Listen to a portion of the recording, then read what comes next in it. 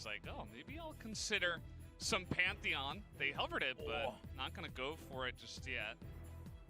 I mean, they could play Jack's top lane and then go, oh, okay, never mind. It's going to be the old duo. This is one that Gen G really loved, which was the old Rakan alongside the Kalista. Oh, no. Don't, please, guys. Come on, this is, this would make it blind Jax. I don't know if this is serious. Also, Graves is 6% win rate right now. He's 1-15. He did win a game. Okay, this is an Akali, so that's going to be locked away. So it is going to put the Jax in the jungle, but now Akali and Karma can continue to be flexed. So for blue side drafts, I do really like this. Still holding their cards pretty close to their chest. As now Rascal still theoretically blind picking, but picking into magic damage. So I guess there are some changes that he can make here. Renekton. May as well just Renekton. No, the Nico. Okay, no, Nico's coming in. So a lot of AoE lockdown here from Gen G. They can get in there and be a nuisance. Rascal actually mentioned the fact that he hadn't put very much time into Nico whatsoever when he picked it last time. Also didn't win that game. So we'll see whether this is going to be better this time out. Yeah, a very curious draft here. Definitely not much of the norm. This does mean that Kana will be hopping up onto the Karma top, which again is 8-0 right now. Yeah, Karma is real good. Yeah, she is enjoying a lot of wins from the top lane. It's super safe. You can't deal with her. She can build so many different builds. She can be flexed everywhere. And the Nico will be up there to attempt to put on a little bit of pressure and, of course, offer some really fun AoE damage in the team fights. But that is also a ton of AP damage on Gen G's comp. So we'll have to wait and see how that one does go. Yeah, just a really short-range comp coming out of T1 here. Just let me give it a try here. In game number 1, even if it's not something we see very often. It's going to go Halo Blades.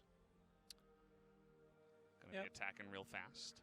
No surprises there. Double Halo Blades on the side of T1. Teddy, of course, taking that one as well. As we're checking it out, because with an 85.7% win rate, so my stats are a little bit wrong. 6-1. I've got 6-2 in my record books, but maybe this is just during the LCK regular season. Maybe he did find a loss on the pickup at, I don't know, a Kesper Cup or something like that. Could have certainly been a thing. Missing one of those losses. FAKER took a lot of unnecessary damage in the mid lane, but more importantly than that... Rush is now cleared, looking for Canna. Doesn't have his ulti, but Canna's going to run all the way out. And Flash now on cooldown. Successful gank already as Rascal. Blooming Burst for a fair bit of damage. Yeah, you got that enhanced route down onto him. And I think it's a smart flash from Kana. If you're a top laner and you're trying to learn when to flash, he's probably a good player. This is so sneaky. As Rascal going to throw his clone away, but that is a brilliant snare. Because going to be thwarted. Clid was right nearby, so just waited for that one. Take a look at how he is backing when he's set up the freeze, when it's pushing into him. So he's denying a bunch of CS away from Rascal. They're both probably going to TP up to that lane anyway, but he might be able to deny a couple of CS worth of XP, which can mean all the difference against the... Yep, dealing with it for the moment. Teleport back here for BDD. And, okay, effort. He's already roamed in, and BDD going to get exhausted ignited very, very early. So down to half health before this lane even really starts. Lost chapter complete. It doesn't have a corrupting potion or anything like that. As the last time we saw Jax, it was Peanut's loss versus Clid, in fact. So Clid pretty good at jungling against Jax's, apparently. It was the same matchup too as Gen G versus then SKT, which is quite interesting, as life might be dead. Yes, he's going to get stunned. Grey health going to be eaten here, as the flash is all they're going to get. Ruler wanders back and is asking why T1 are slaughtering his catfish. It's because going to start off the Cloud Drake. It's going to be the first one that we'll see here. Yeah, FAKER's not having a fun time in the lane. They're trying to get some extra work done in some other lanes. First turret of the game, so that's good news. Looks like BDD is going to answer very, very quickly. Local gold collected.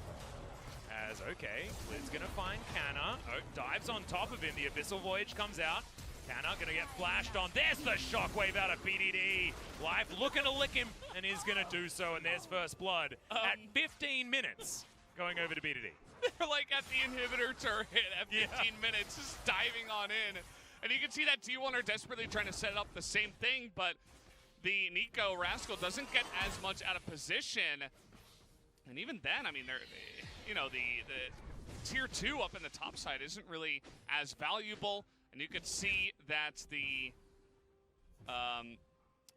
Rift Herald as well, the Shirley does go down, as I'm trying to interpret this. I think that's first blood. Latest first blood in LCK Summer, I guess, is this game. And the last one was Afrika versus KT. So, yeah, the old 15-minute first blood, that's the record that we wanted to break here today, 100%. Yeah. Klid just really happy to have a bit of a hula dance. Yeah, I like how Kana was immediately just backing. They're milling about. They do have some vision around the area. But you best believe, we're expecting T1 to fight for this if they want their composition to be able to get things done. So, Genji gonna start this one up. Infernal is so good for Jax, Akali especially. That kind of double scaling, Akali doing a lot of auto attacks and stuff like that.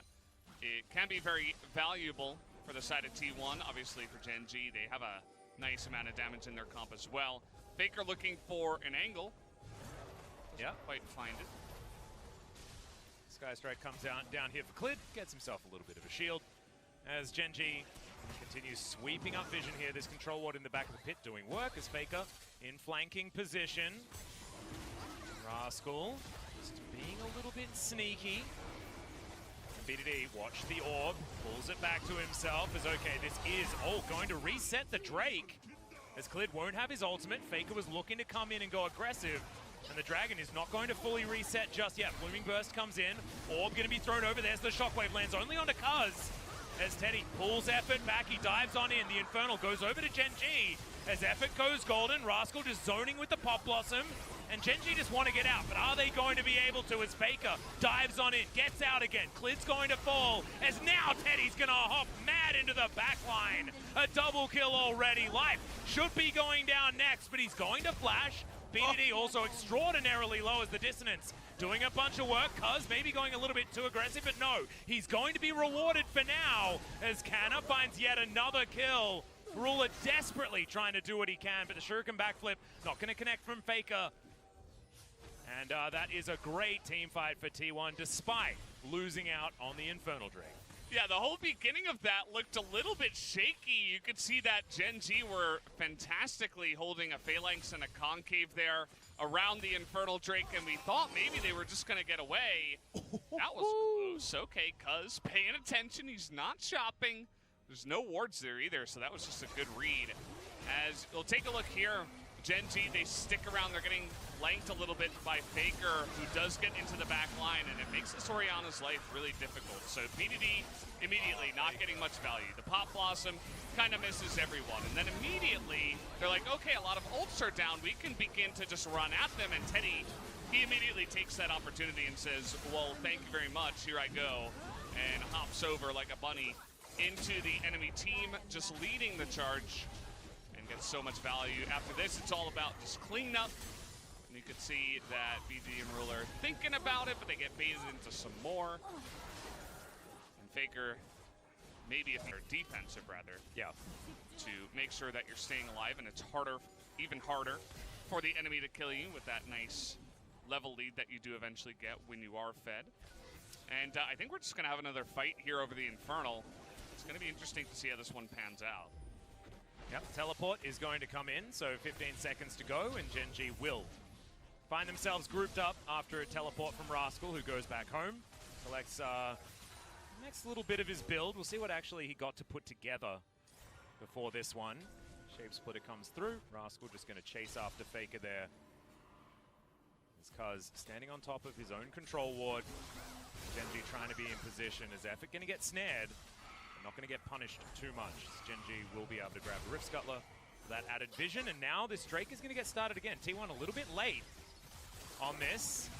As Rascal looking to control them. There's the Fate's call from Teddy, but it's not exactly what they want as Faker diving into the pit. Clid gonna be in position as there goes Effort. Gets a great knock up as it is gonna be Clid that locks down another Drake. Golden goes most of Gen G. The health bars are so damn low as Faker wants to try and tidy it up, but he can't quite get there, and Teddy was eliminated way too early.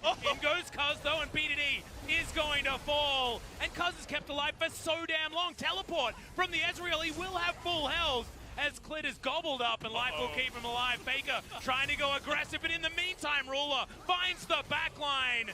Canna not going to find that slow as now Faker's dealt with a double kill for Ruler, and Gen G fight back. Nicely done by Gen G to get in there. I really want to highlight Clid that amongst all the craziness in the team fight, he's able to win the Smite fight, and every single Infernal that goes their way is going to be so massive for their team, especially when they can deny it away from T1. Yep. And so far, T1 have kind of just been giving the floor over to Gen G and letting them take position before the fights, and Gen G have just been like, yeah, sure, I mean, we have a nice amount of poke, we can zone you out, and we'll gladly take this position from you. You can see Ruler actually playing so far up, and he can with this composition, right? BDD chucks a shield on him. He's sort of like Karma Light at this point in time. Yeah.